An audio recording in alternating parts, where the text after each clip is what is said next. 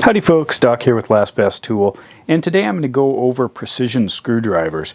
I had a request in comments of one of my previous videos about precision screwdrivers, and I thought I have a lot of them, I use them all the time.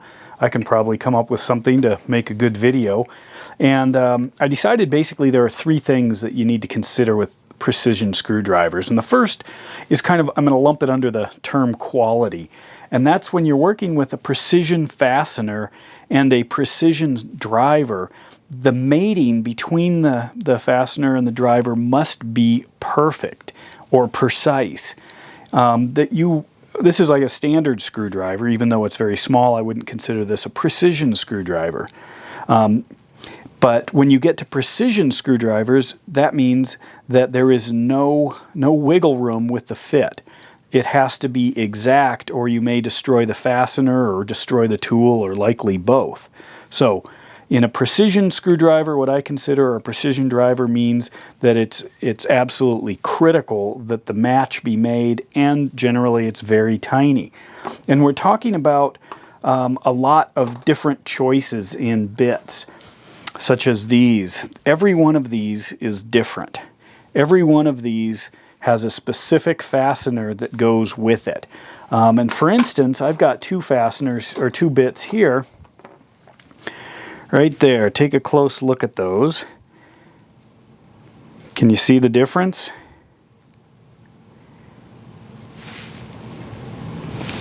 This one is a Japanese industry standard 000 Phillips style. This one is more the standard 000 Phillips that you'd find in America. It turns out that a lot of Japanese products don't use a standard Phillips. They use a Japanese industry standard type of Phillips or driver head like this, including cars. I'll let some mechanic deal with that on their own video, but basically you could probably safely say there are no Phillips screws on a Japanese vehicle. But when you're dealing with small electronics, there is a huge difference here, and if you mess up, you destroy the fastener or the driver. So you need to know the difference between those two, and all of the rest. It can't be close. So the quality, the absolute precise fit is definitely a good place to start, which means if you have some old ones, old school types like this, they tended to strip out almost immediately. They were almost disposable, one-time use. The slotteds would just bend or twist. The Phillips, the metal would just shave off, or this would twist. So basically, I think this is my only surviving one of these. But basically, you get you get what you pay for, essentially, and you want high quality designed Phillips, precision screwdrivers, because they have to fit in very precise parts. And if you take a look at something like this, like cracked open my MacBook Air here, I've got different sized Torx. There's probably 3 different sizes here. I've got these microscopic little Phillips right here. And is that a 00 or a 000? Get the wrong one and you'll probably rip the very edge, very tip off your screwdriver if you try to use one that's too small and too big a hole, or too big a Phillips, or vice versa. You might just wreck the top of the fastener. I mean, look at the size of these things. They are really small, so there's no room for error here.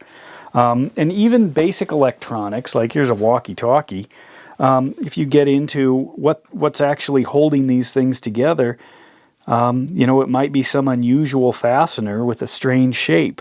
You can't wedge a Phillips or a Torx or something in there if it's a triangle or a square. So you do need plenty of these precision screwdrivers if you're just going to tackle a lot of problems. Which leads to the next question: do you get bits, a bit set like this, or do you buy individual screwdrivers? It's a lot less expensive to buy a bit set, but it's less convenient because if I'm moving back and forth between different fasteners, and I have to change the bit each time. That takes a bit of effort, and there's a greater chance you might drop a bit, lose a bit, etc. It's nice to have a dedicated screwdriver for that. But the dedicated screwdrivers cost a little bit more, and sometimes they're not even available, so you have to use the bits. What's my solution? Get both. And what I've done is I have gotten specific precision screwdrivers. In this case, these are the Snap-ons, but I also have Klein's and Craftsman's and a few others. But I get specific ones that are heavy use. The ones I go to for a lot of fasteners. Means a majority of the fasteners I encounter in certain electronics are going to be of a certain size, so I'll just go ahead and get the drivers for that and then use my bits to fill in. The second thing, bit or solid handled, either or both. The third thing is whether or not you like a certain type of handle. I'm going to pull out a couple of them here and show you some differences. Let me start with this Craftsman here. This is an utter disaster. It's an abomination of a precision screwdriver, because there's no precision in here. In fact, look at that, how that just kind of bends around. It hits a bump there, and then it does not spin freely. It's just awful. It weighs a ton. They didn't even put the logo on straight. It does have this kind of wonky extension that still has tons of play in it. I mean, it just slides about as well as a cheese grater. But anyway, it's heavy. It's back heavy, so you drop it quite often. Lousy handle. The knurling's nice and it is pretty. It came in this set, which at the time seemed like a good idea till I realized it really, maybe for pocket knives, but it really didn't have the set of, or the reach of extensions you need for working on electronics. I mean, it's absolute minimum. And the big thing is missing the pentalobe, which I'll talk about. But anyway, so the handles, and things to notice with handles. Well, let's point at these two first. Craftsman and Klein are known for just taking their regular sized handles and throwing them in the dryer on too high a heat and shrinking them. And what you end up with is the exact same problems basically that you encounter with their big handles, only now it's even worse because your hand is so big. I mean, that's a tiny little screwdriver that looks exactly the same as a big one. Same with Klein. There's no need to have this kind of guard or stop up here. This isn't giving you enough traction because it's so small and smooth.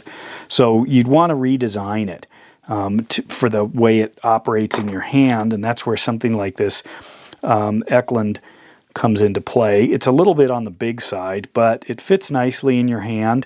The bottom part of most of the precision screwdrivers just rotate nice and smooth, so it allows you some good grip. I like how they have done a nice heavy rubber texture grip here, because that's where all the action is. You don't use them like a regular screwdriver. You use them in a very precise way. I mean, look at that. This is a T3. I think T2 is the smallest I've got. So that's a very small bit there. So it's for very precise work. Where the length gets to be a problem is in lining it up with the fastener, so you actually get it into the fastener, because it's a pretty small target at this point, and you don't want to slip and hit a circuit board or something you shouldn't be touching. But anyway, I like this one. It works pretty well. Then you've got Klein's other type. This one has a very nice spinning top on it. It's a little slotted here. They did the same thing with the knurling, but unlike where they stop the rubber there but keep the knurling, this one does have enough. That's the distance you're looking for between palm and where your fingers reach to control the screwdriver. On this extendable one here, it's got the similar back, but you can't touch this very easily unless you hold it kind of wonky.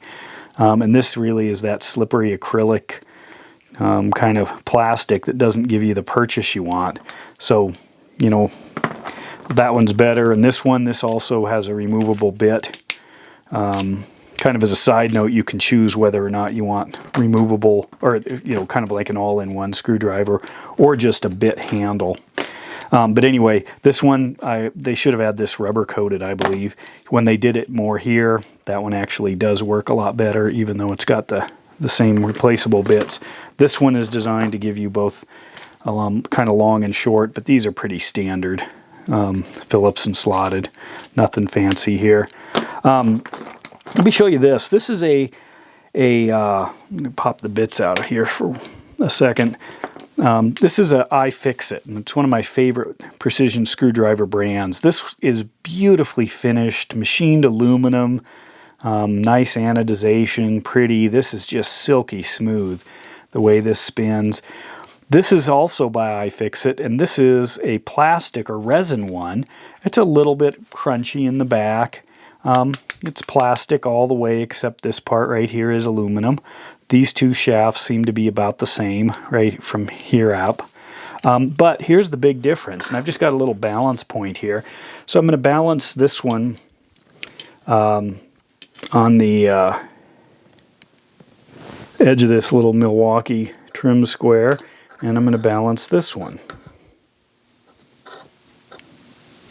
Stick with me, it's worth it. So you see the difference here.